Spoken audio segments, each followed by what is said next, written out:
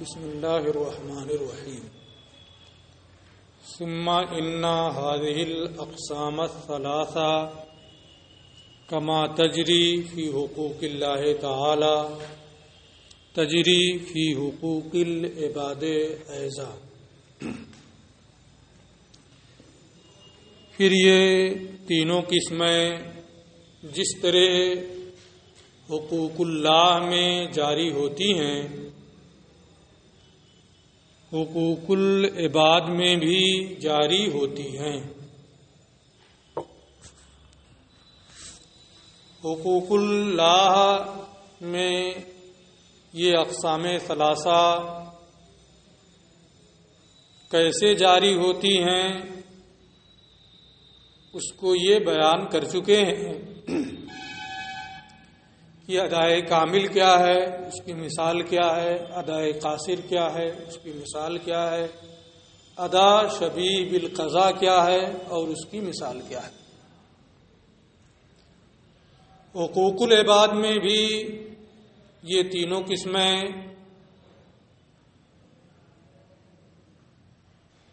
جاری ہوتی ہیں اور ان کی مثالیں یہاں سے یہ ذکر کر رہے ہیں۔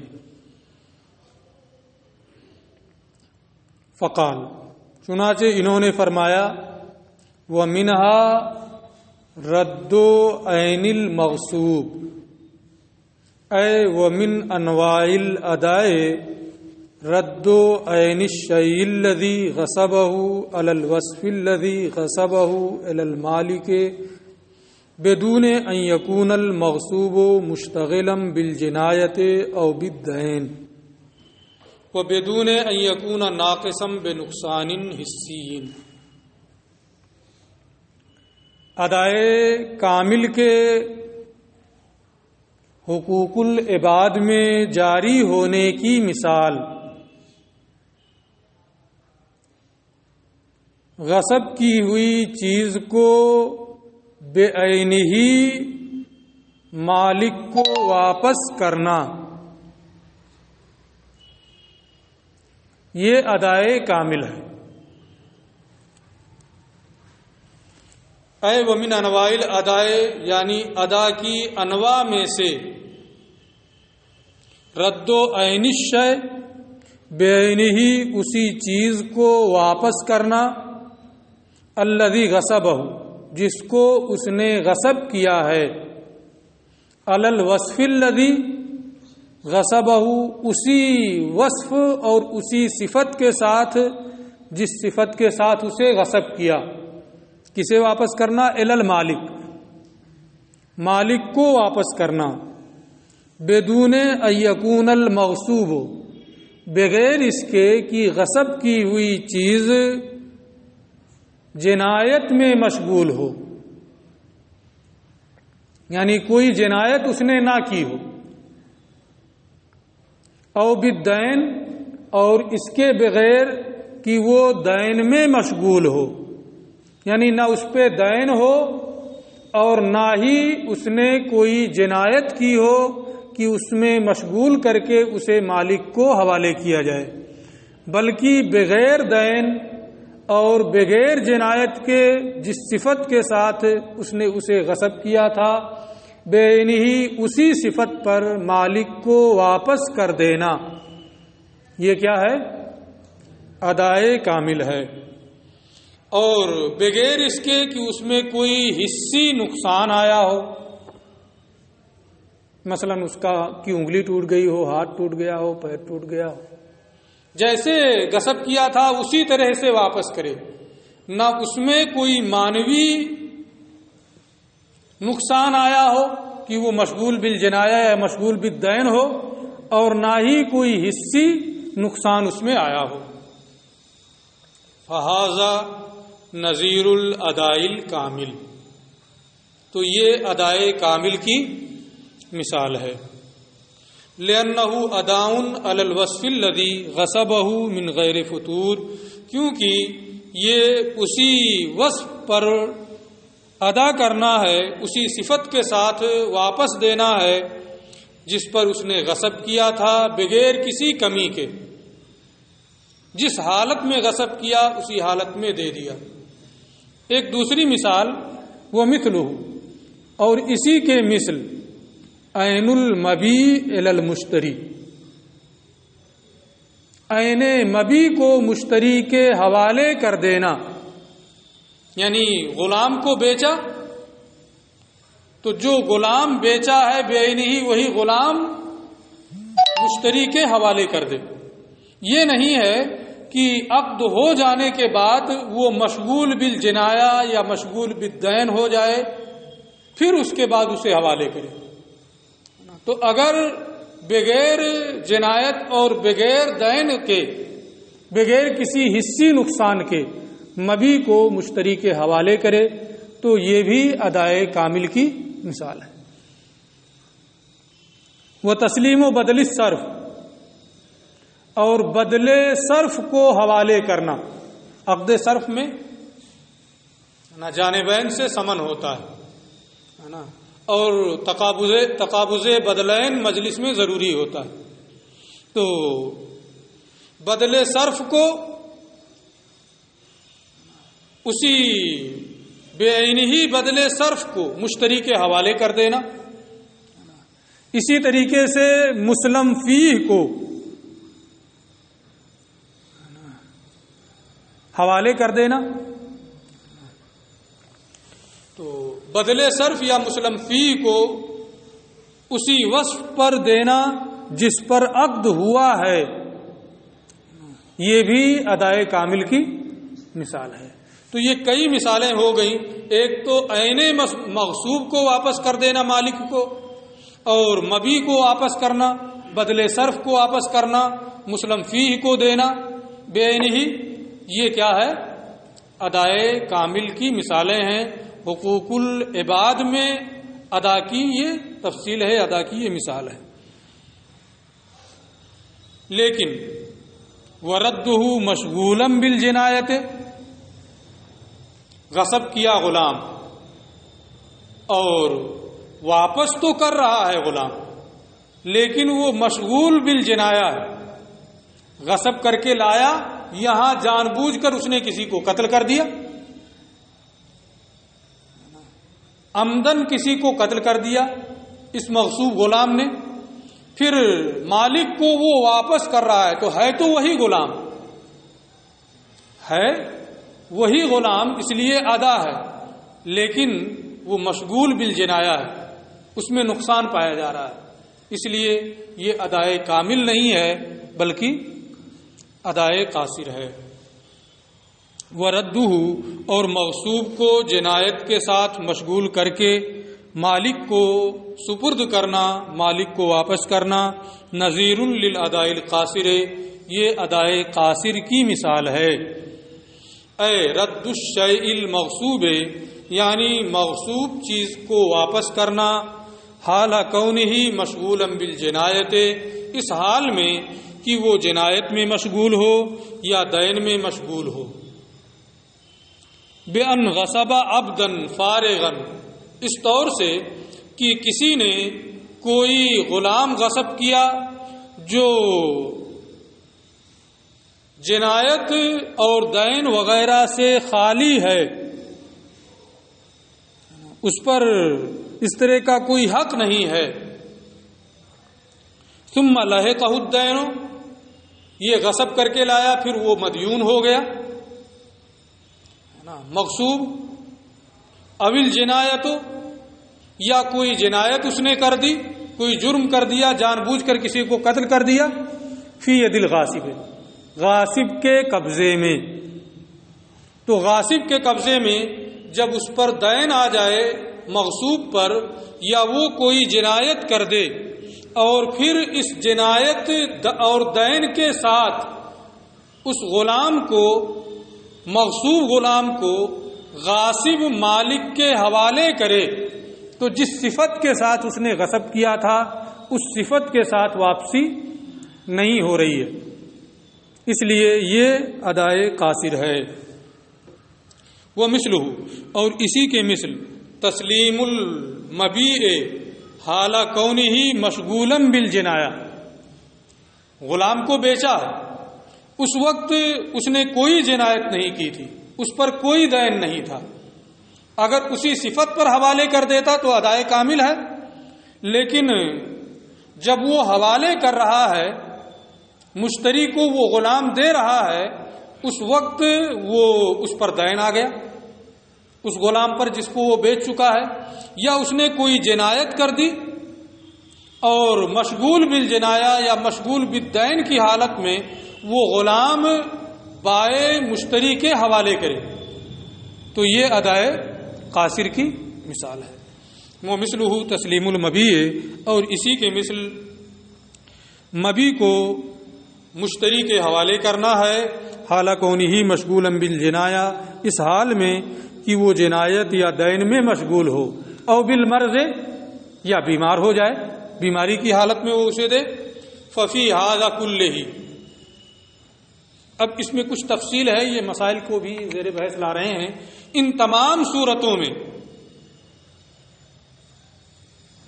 مالک نے مبی کو مشتری کے حوالے کیا، کیسے؟ مشغول بالجنایا، مشغول بالدین،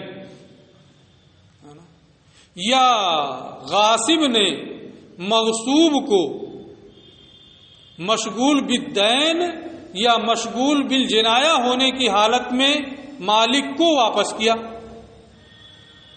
مالک کے پاس یہ مغصوب گیا یا یہ مبی جو غلام ہے یہ اس کے مشتری کے حوالے ہوا، تو اب اس میں دو صورتیں، یا تو وہ کسی آفت سماوی سے مر جائے گا،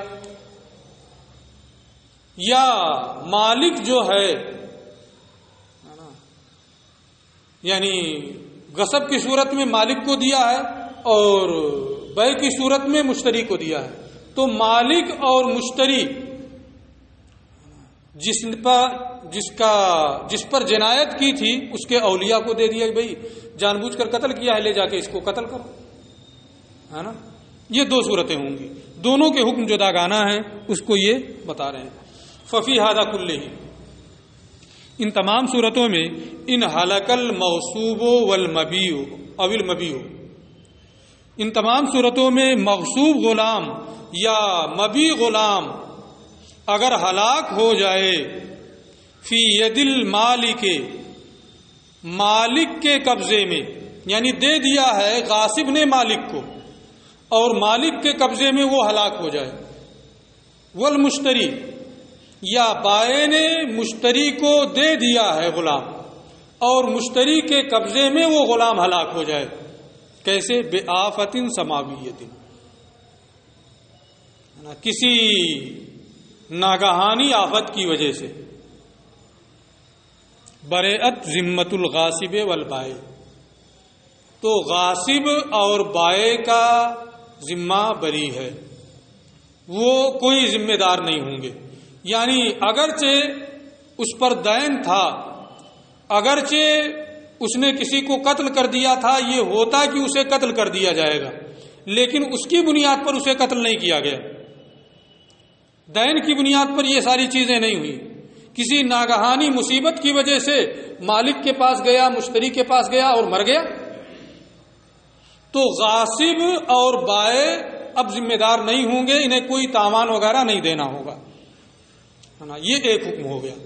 جب ناگہانی آفت کی بنیاد پر ان کا انتقال ہو، برئت ذمۃ الغاصب والبائع لکونہ ادان، کیونکہ یہ ادا ہے، جس کو بیچا تھا وہی دیا ہے، جس غلام کو غصب کیا تھا وہی غلام حوالے کیا ہے، ان کے حوالے ہو گیا، مر گیا، ہے نا، تو دینا پا لیا گیا، اس لیے آفت سماوی سے مرنے کی بنیاد پر ان کے ذمہ کوئی تاوان لازم نہیں ہوگا۔ وَلَوْ دَفَعَهُ الْمَالِكُ إِلَى وَلِيِّ الْجِنَایَةِ، لیکن غاصب نے مالک کو دے دیا، وہ مشغول بالجنایا ہے، غلام کیا ہے؟ مشغول بالجنایا ہے، مالک نے اس پر قبضہ کر لیا، قبضہ کرنے کے بعد جو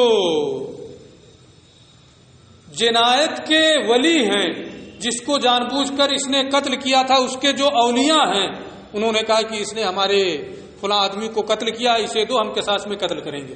اس نے مالک نے دے دیا انہیں. ہوگا کہ نہیں ہوگا؟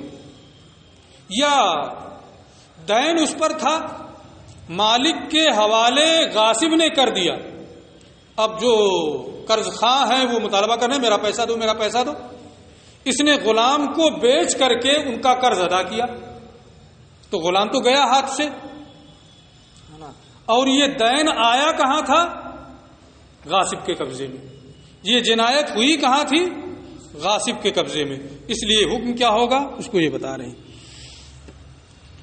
وَلَوْ دَفَعَهُ الْمَالِكُ إِلَى وَلِيِّ الْجِنَایَةِ، اور اگر مالک کے پاس آ گیا وہ غلام اور مالک نے اس غلام کو اولیاء جنایت کے حوالے کر دیا، او بیع فی الدین، یا غلام دین کی بنیاد پر بیچ دیا گیا، رجع المالک علی الغاصب بالقیمہ،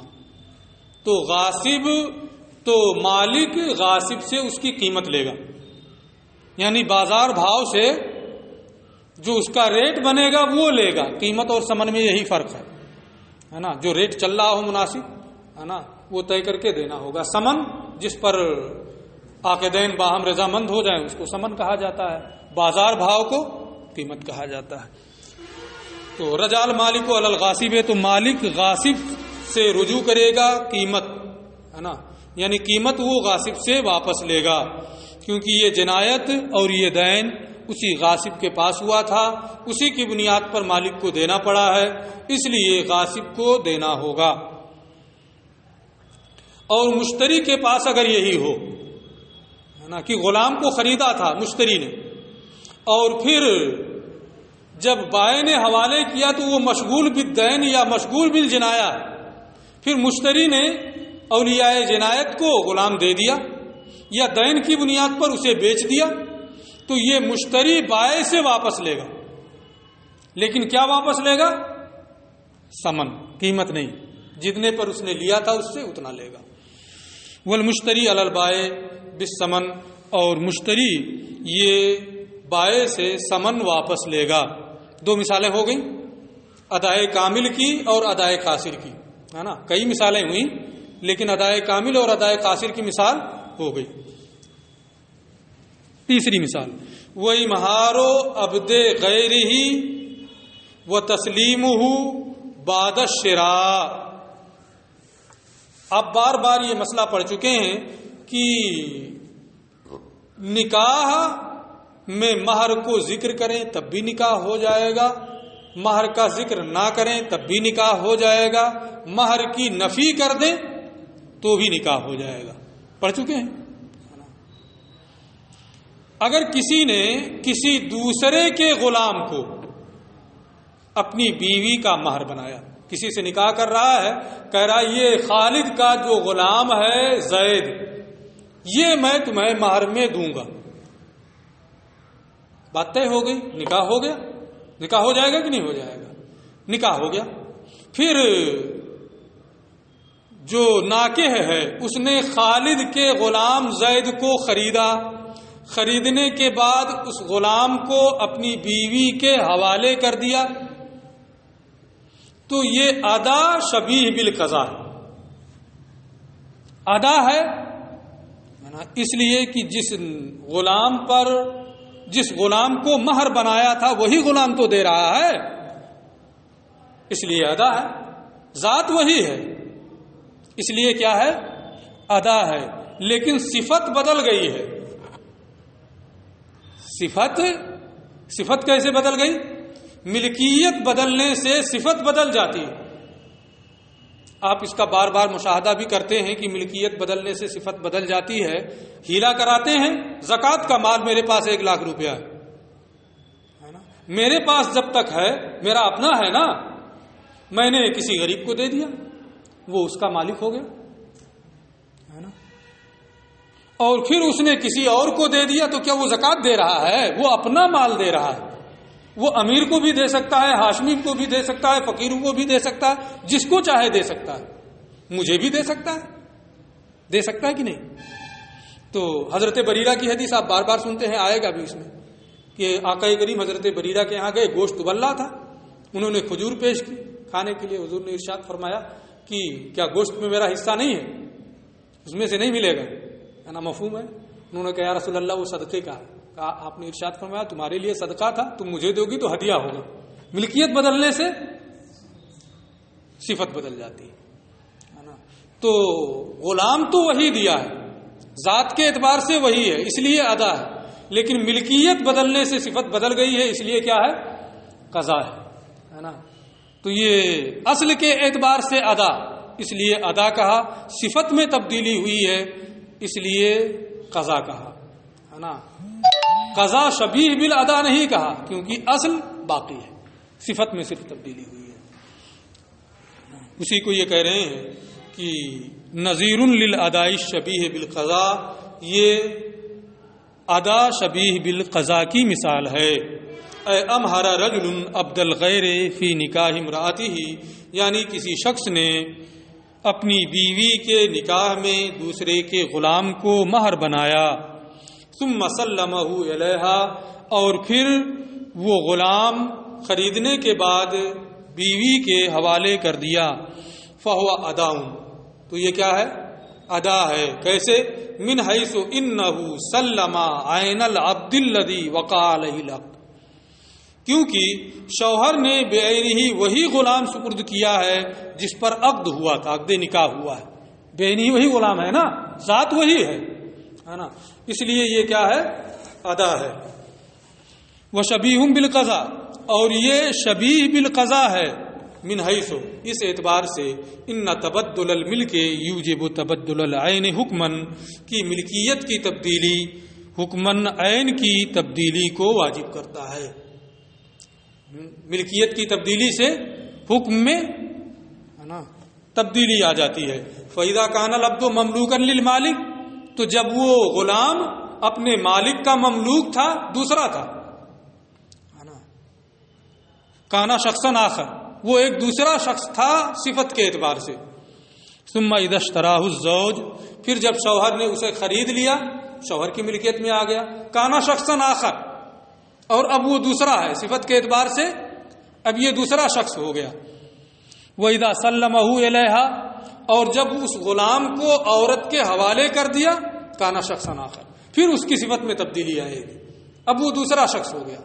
تو عورت کو ادا تو وہی غلام کر رہا ہے جس پر عقد ہوا ہے, اس لیے یہ ادا ہے نا, ذات وہی ہے, لیکن ملکیت کی تبدیلی سے حکم میں تبدیلی, صفت میں تبدیلی آ رہی ہے, اس لیے یہ قضا ہے.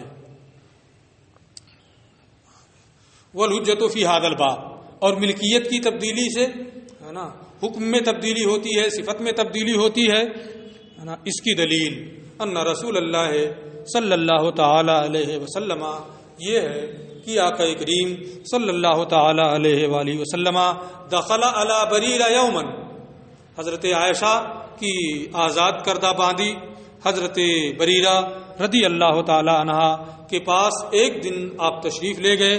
فقدمت الیہ تمرہ, انہوں نے حضور کی خدمت میں کھجور پیش کیے کھانے کے لیے.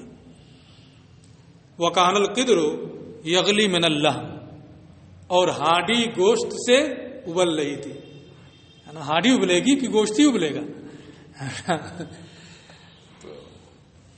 فقال علیہ السلام, تو آقا کریم نے ارشاد فرمایا, الا تجعلین لنا نصیبا من اللہ, کیا گوشت میں میرا حصہ نہیں بنے گا؟ یہ مزاح کے طور پہ ہے نا, تو مناسب مزاح جائز بھی ہے نا, جس میں عیب ہو ہے نا, اور کسی کا دل دکھانا ہو وہ نہیں ہے نا. لیکن اگر صرف مناسب طریقے سے ہے نا دل بہلانے کے لیے ہو تو یہ جائز ہے, اس حدیث سے ثابت ہے نا. اس کے علاوہ بھی اس طرح کی حدیثیں ہیں. تو آپ نے فرمایا کہ کیا گوشت میں میرا حصہ نہیں بنے گا؟ ہم لوگ بھی کہہ دیتے ہیں اس طریقے سے. فقالت, تو انہوں نے عرض کیا, یا رسول اللہ, اے اللہ کے رسول, انہ لحم تصدق علیہ, یا اے اللہ کے رسول, یہ تو ایسا گوشت ہے جسے میرے اوپر صدقہ کیا گیا ہے, یعنی صدقے کا گوشت ہے. فقال علیہ السلام, تو آقا کریم نے ارشاد فرمایا, لکے صدقۃ ولنا ہدیہ, تمہارے لیے صدقہ تھا, جب تمہیں دیا گیا صدقہ تھا, لیکن تم مجھے دو گی تو وہ ہدیہ ہوگا. تو ملک کی تبدیلی سے حکم بدلا کہ نہیں بدلا؟ یہی اوپر ہوا ہے. یعنی اذا اخذتہ من المالک کانا صدقۃ علیک، یعنی جب تم نے مالک سے اسے لیا تو یہ تمہارے لیے صدقہ تھا. وَإِذَا آتَيْتِهِ إِيَّانَا، اور جب تم اسے مجھے ہمیں دو گی تَصِيرُ هَدِيَةً لَنَا، تو وہ ہمارے لیے ہدیہ ہوگا. فعلما، اس حدیث سے معلوم ہوا ان تبدل الملک یوجب تبدلا فی العین، یہ ملکیت کی تبدیلی عین کی تبدیلی کو واجب کرتا ہے حکم کے اعتبار سے. وعلی ھذا یخرج کثیر من المسائل، اور اس پر بہت سے مسائل کی تخریج ہوتی ہے. اسی میں سے ہیلا کا مسئلہ بھی ہے نا، کہ کسی فقیر کو زکوٰۃ دیا تو اس کے پھر وہ مدرسے کو دے دے، جہاں چاہے دے دے، جو ہیلا کیا جاتا ہے وہ بھی اسی میں سے ہے. اور اس کے علاوہ بھی اس کی اور بھی صورتیں ہوتی ہیں. کوئی فقیر ہے نا، اس کو کسی آدمی نے اپنا مال زکوٰۃ کا دے دیا، پھر وہ جس پر صدقہ کیا گیا تھا وہ مر گیا، کوئی اور وارث نہیں ہے، یہی صدقہ دینے والا ہی وارث ہے، پھر وہ مال اس کو مل جائے تو لینا اس کے لیے حلال ہوگا. یہ اب زکوٰۃ نہیں، حکم بدل گیا.